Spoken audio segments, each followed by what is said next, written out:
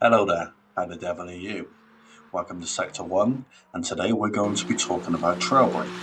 Now, what you can expect to learn from today's video are some very easy techniques and practices that will help improve your trail braking, which will improve your cornering speed, corner entry, car control, and a lot more. So stick with me, and let's get to it. Right, cool. Welcome. Before we actually dive into the trail braking practice, I'd just like to go through the car setup I have for the Ferrari 296. Brake bias does vary based on the track. We go over 5149. I like to keep mine at balance. I'm not sure if there's a sort of metal way to play, but that's where it feels comfortable for me. So yeah, TC and slip angle is less relevant for today's guide, but still, there it is. So if we start driving and we head out, I just need to bring up my overlay here, and we'll get away from this guy here because his Saturday Night Fever vibes are freaking me out. So if we pull here, you can see my overlay in the bottom of the screen. That's going to show our braking and our acceleration inputs. One of the cool practices I learned from James Baldwin, real life GT racer and sim racer, so yeah, definitely check him out.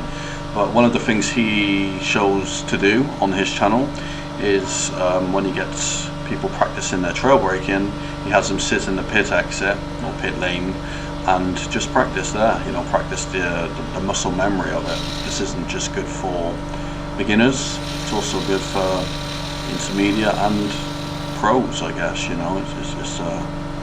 It's a good thing to do. So how do we do it? First of all, fully press that brake pedal in, and then what we're going to do is gradually move it off like that, and that is quite literally trail braking, right? You know, and it's just practicing that pattern. You know, in GT cars you want to gradually bleed off,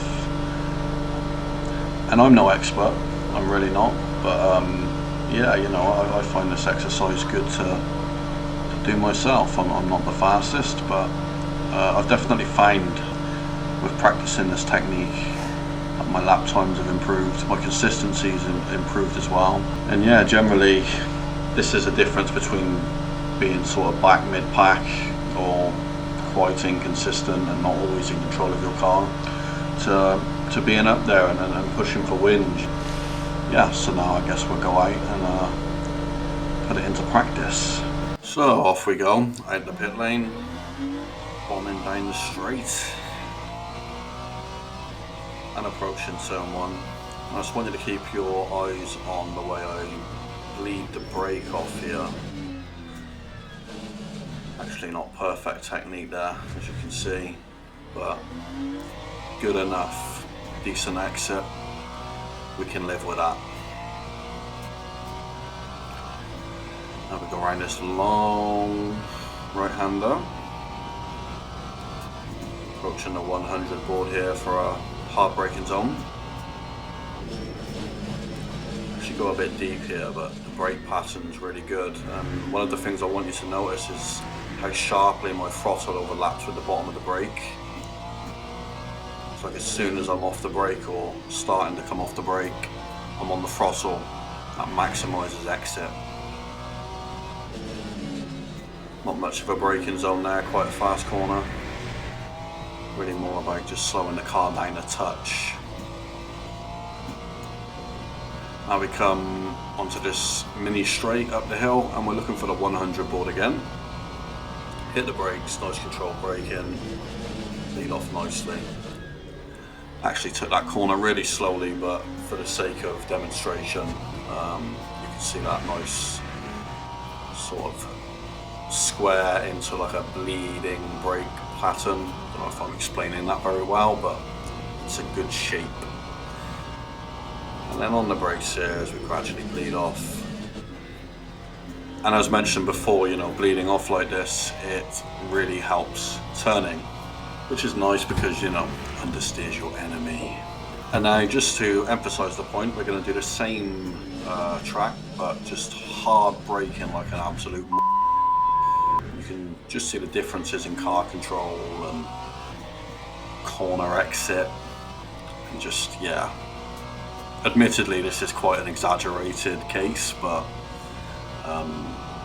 really does show the benefits of trail braking and the added control it will give you. You come in like an absolute monster. You see how it doesn't allow for turning. We're not in control at all.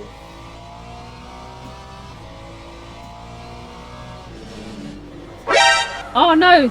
And those tires are just squealing. And yeah, to the roo. Sad feels. Once you have your trail braking technique down a bit more, you can start getting into GTEs, which are a ton of fun and I think a lot better to drive than the GT3s. But to help you get into that, there's a few tricks you can use to ease yourself in, and we'll go through those quickly now. So in case you didn't already know, the GTE cars, they do not have ABS as standard, which means you are relying solely on your braking technique. So that can make it a bit daunting getting into it, and truthfully, I avoided the GTE cars for a long time because, well, my braking wasn't up to scratch. But thankfully I can show you a few things that can help you get your foot into the door and make it feel just a bit less daunting. Really useful trick we can use is actually if we take away the brake pressure slightly, not too much because you'll lose stopping power, but you can prevent lockup just by easing off the brake pressure until you've got more confidence with trail braking. And once you've nailed this technique down, to be honest, it puts you at a big advantage online. I've noticed in so many daily races with the GTE cars, you'll just gain positions from people locking up, people overshooting their braking zones, going too hard, especially as the race goes on. I find after the first 10 minutes, that's when people they've done damage to their tyres, and you can really capitalise on that. My first race win on LMU was in GTE, so don't be scared to get into it. They're a lot of fun to drive, a bit faster, and I feel like you have to nurse them less once you get used to the braking, so give it a go. And honestly, if a potato like me can do it, you've got every chance in the world, so get in there. Potato. Let's run through the technique of trail braking and just summarise what we've learned. So, first of all, you want to hard press your brakes to 100% all the way down, then gradually release pressure as you're coming into the corner, continuing to release on turning. When you hit the apex and the corner opens, you want to overlap throttle as the brakes bleed to 0%. This will maximise your exit, give you the best speed. Take some time to practice this, but I do recommend getting into it. Struggle with it for a while. Within a week or so, you're definitely going to see a lot of improvements. So what are the benefits? So with time, you're going to be able to achieve optimal braking efficiency. You'll be able to combat understeer by allowing rotation within the car, particularly at the apex. Your lap times are obviously going to improve. You'll see better consistency with practice. And on the longer stints, when you get into silver ranking and beyond, the longer stints and the longer races, you'll see less tyre wear because you're just being more gentle on the tyres. So that is trail braking 101. I hope you find it helpful. I remember when I first got into sim racing, I wasn't even aware of what trail braking was, so I struggled a lot with it, put the practice in, and it's improved. I'm not perfect, and anyone who's better than me looking at my inputs will see that. But the point of this channel, I hope, is to bring people together, share the knowledge, make sim racing a bit less intimidating to get into, so everyone can love this hobby as much as I do.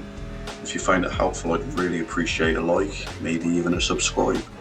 And I'm looking to do more videos like this, so if you have any suggestions or anything you'd like to see, things you have questions about, please don't hesitate to drop them in the comments, because I'd be more than happy to put something together and help as best I can.